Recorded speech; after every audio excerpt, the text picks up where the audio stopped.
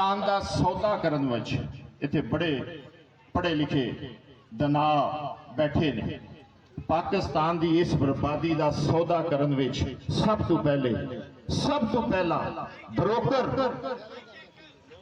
Broker इस सौदा करन च कमीशन जिन्हें ली है 70-80 करोड़ रुपया लैके तुहाडा मुल्क बेच दिता, उहदा नाम तारक शीर्षिका।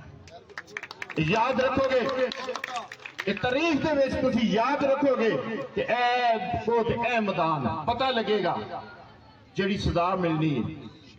ये वही बंदा है जिहड़ा कि असैम्बली के फ्लोर ते खड़ा होकर तेने कहा तारक इहने खान जिहा बंदा कोई नहीं, कुरान की कसम करके मैं आना जो दा लीडर को नहीं जे, नंगे पैरी मक्के मदीने तुहाडे मुल्क वास्ते तुहाडे वास्ते दुआवां करन जांदा जे, उत्थे ही खलोगे।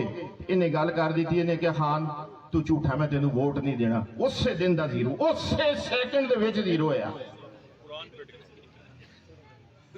लै गया ना कुरान कि जिन्होंने एक सच्चा लीडर पे आखदा कुरान उठा के कि उत्थे ही खलोगे पे आंदा ये झूठा है, मैनू वोट ही नहीं देना, क्योंकि कमीशन घर आ गई सी। सजा तो मिलनी है।